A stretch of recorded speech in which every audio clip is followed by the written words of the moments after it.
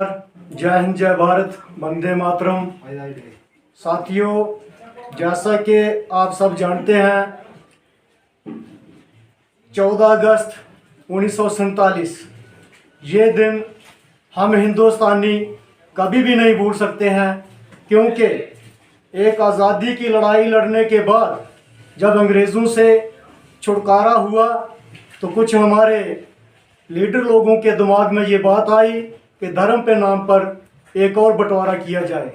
हमारा ये जो अखंड भारत है, इसके दो टुकड़े हुए 14 अगस्त 1947 को।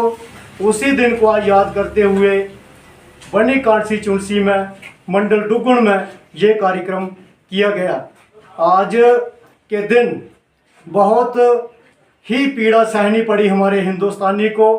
10 लाख से ज़्यादा लोगों की जानें गई और कई लाखों में लोग बेघर हुए। काफ़ी दर्दनाक दृश्य था वो।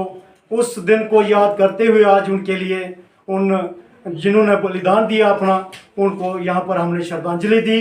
यहाँ पर एकत्रित हुए बीजेपी के कार्यकर्ता, तो उसी दिन को याद करते हुए आज ये डुगुन में ये कार्यक्रम किया गया। जय नमस्कार, जय हिंद, वंदे मातरम।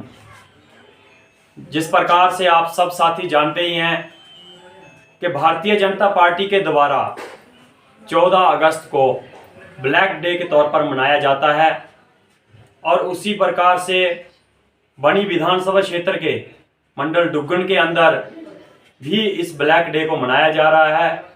हमारे मंडल डुगुन की टीम जहां पर एकत्रित हुई है और हमने उस भयानक दिन को याद किया है आज, जिस दिन में हमारी भारत माँ को खंडित करते हुए 2 हिस्सों में बांट दिया था।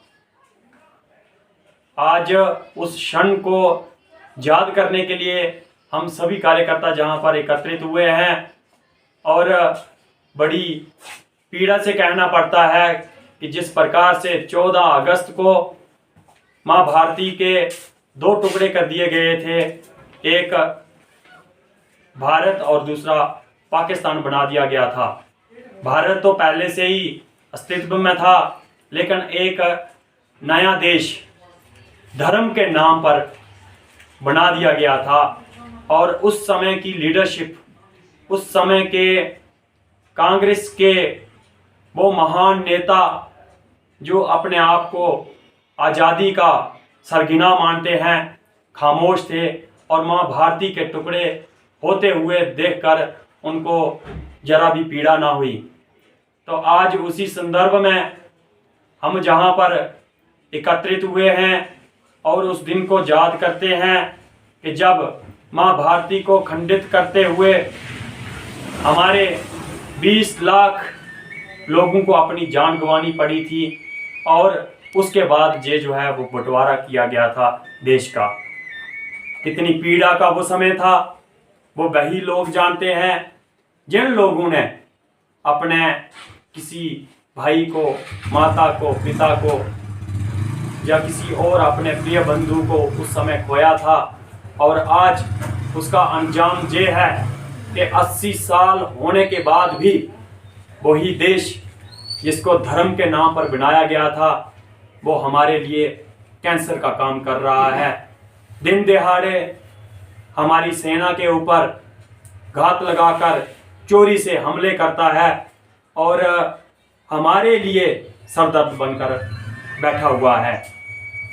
तो पिछले 10 से 11 वर्षों में जिस प्रकार से भारतीय जनता पार्टी जिस समय सत्ता में आई, मोदी जी सत्ता में आए, तो उसके उपरांत ये जो पहले समय से चला आ रहा था सिस्टम, वो बदला, और अब भारत जाग चुका है।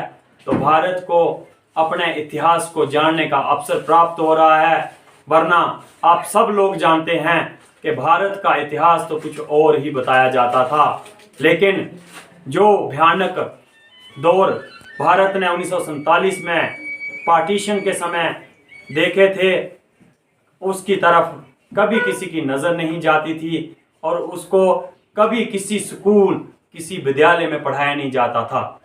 लेकिन 2014 के बाद अब समय बदला है, तो भारतीय जनता पार्टी के यशस्वी प्रधानमंत्री के समय में अब भारत की असली हिस्ट्री, जो वास्तविक इतिहास था भारत का, उससे हमें रूबरू होना पड़ रहा है।